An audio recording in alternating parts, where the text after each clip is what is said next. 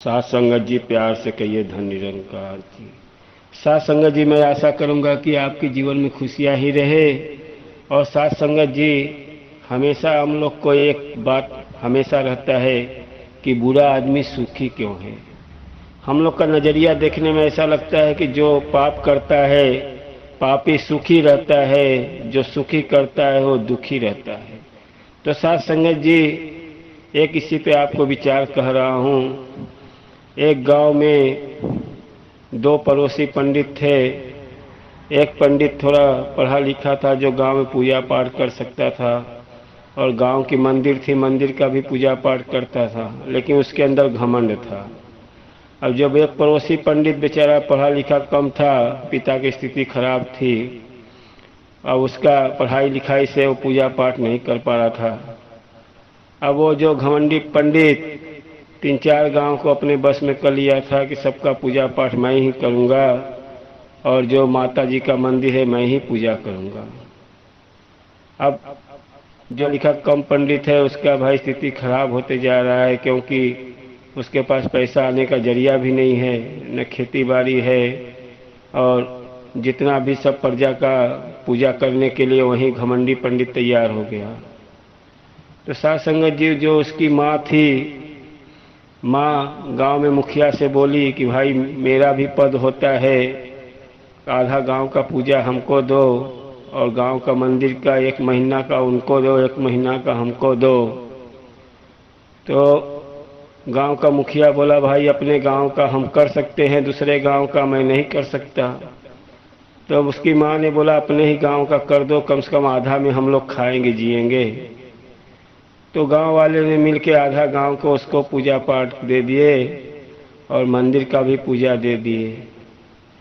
अब 1 महीने पे मंदिर का जब पूजा आता था तो वो जाता था, पूजा करता था, सुबह सुबह जो भी दक्षिणा मिलता था घर का गुजारा चलता था।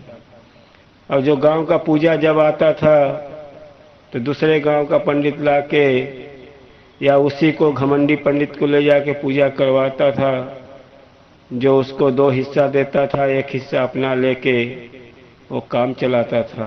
लेकिन जो सीधा साधा पंडित के अंदर विश्वास, उसके अंदर छल कपट कोई नहीं था। अब वो जो घमंडी पंडित है, अब उसके 4 बच्चे हुए और जो घमंडी पंडित नहीं है उसके 1 बच्चे।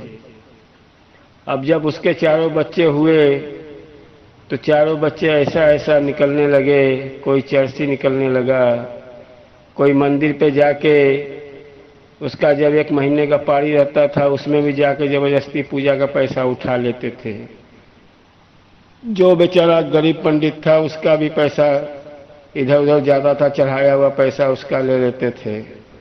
अब उसको तंग करने लगे कि ये मंदिर का पूजा इससे बंद कराया जाए। सब बच्चे मिलके दिन रात वहीं पे रहने लगे, कुछ भी कोई चढ़ाता था फटाक से उठा लेते थे। अब बेचारा वो परेशान हो गया। अब गांव वाले भी कुछ नहीं कर पा रहे हैं, जो मुखिया था वो गुजर चुका था। अब उसके चारों बच्चे आतंक मचा दिए, पाप पूरा करने लगे। मंदिर का घंटा बेच देना, उसको मंदिर से भगा दिए गरीब मंदिर पंडित को। अब साथ संगत जी इतना पाप शुरू हो गया कि गांव वाले भी तंग हो गए कि गांव कि मंदिर घंटा उठा ले जा रहे हैं, पूजा पाठ पूरे गांव का अकेला करने के लिए तैयार हो गए हैं। तो साथ संगत जी जब पाप का घड़ा भरता है तब परमात्मा आपको देखता है। तो साथ संगत जी ऐसा उसकी स्थिति खराब होने लगी कि एक एक बच्चे ऐसे चर्सी निकल गए, कोई गुंडा निकल गया, कोई क्या निकल गया। और जो घमंडी पंडित था ऐसा एक दिन सोया गुजर गया। और बच्चे लोग कौन कहाँ भाग गए, कौन क्या हो गया, कोई जेल गए, क्या हुआ किसी को पता नहीं। ये सच्ची घटना बता रहा हूँ आप लोग को। किसी का कोई पता नहीं कौन कहाँ गया कहाँ गया। बच्चे के बच्चे का भी पता नहीं। घर पूरा निशान गांव का मिट गया। गांव का जो जमीन है कोई ऐसे ही खंडर पड़ा हुआ है। और देखो किस्मत देखो, कहते हैं जब आप सीधे सच्चाई पे चलोगे तो थोड़ा आपको सच्चाई पे थोड़ा पाप का ठोकर आएगा आपको। तो उसको थोड़ा ठोकर आया, लेकिन उसका जब लड़का बड़ा हुआ तो इतनी सच्चाई पे वो भी पढ़ा लिखा, उसने पूरे गांव की पूजा पाठ संभाल लिया। और किस्मत देखो कि वो मंदिर का किसी को सपना आया कि आप ये मंदिर बहुत अच्छा बना दो, उसने चंदा लेके मंदिर अच्छा बना दिया और अपना भी सहयोग किया। इतनी जबरदस्त मंदिर बन गई कि वो पुजारी अब उसको फुर्सत नहीं है पूजा पाठ से, इतना धन दौलत आने लगा।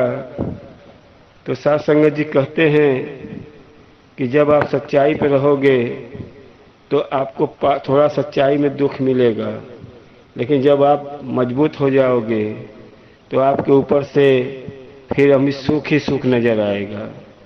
तो कहने का भाव है साध संगत जी, जब पापी पाप करता है तो परमात्मा जितना उसके जिंदगी का सुख है फटाफट देते जाता है, इसको सुख देते जाओ, क्योंकि जब दुख की घड़ियां आएगी तो इसके बीच में सुख नहीं रहना चाहिए। और जब आप सच्चे राह पे चलते हो, जब आप सच्चाई पे चलते हो, तो आपके अंदर जो भी पूरे घटना पाप की होने वाली है, परमात्मा आपको फटाफट पाप की घटना देते जाता है कि अब इसको दो, अब ये सच्चाई पे जा रहा है, इसका आत्मविश्वास पक्का हो गया है, अब ये सह लेगा। उसके सहने के लिए थोड़ा थोड़ा उसका जो जीवन का पाप है देते जाता है। जब उसका जीवन का पाप कट जाता है तब वो उसको परमात्मा उसको जो जिंदगी का सुख दिया रहता है वो सुख देना शुरू कर देता है। तो साध संगत जी कहते हैं बुरा आदमी सुख में रहता है, बुरा आदमी को पहले सुख दिया जाता है और सच्चा आदमी को पहले दुख दिया जाता है। तो साध संगत जी कहने का भाव यही है कि आप जब सच्चाई पे चलोगे, जब गुरु के शरण में जाओगे, तो पहले आपका जीवन का जो पाप है गुरु आपको देते रहता है थोड़ा थोड़ा करके कि अब ये सहने लायक हो गया है, ये थोड़ा थोड़ा सह लेगा। उसी समय आपको लगता है कि मुझे बहुत दुख मिल रहा है, बहुत दुख मिल रहा है, उसी में घबराने लगते हो। जब आपका पूरे जीवन का दुख कट जाता है तब आपको वो सुख मिलता है, वो सुख मिलता है कि जिंदगी पूरा सुख ही सुख, पूरा सुख ही सुख हो जाती है, जिंदगी एक जीवन अच्छा हो जाता है, फिर दुख की घड़ियां खत्म हो जाती है।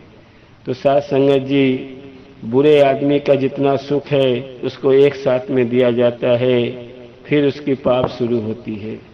तो साध संगत जी कहते हैं कि भाव है, प्यार से कहिए धन निरंकार जी।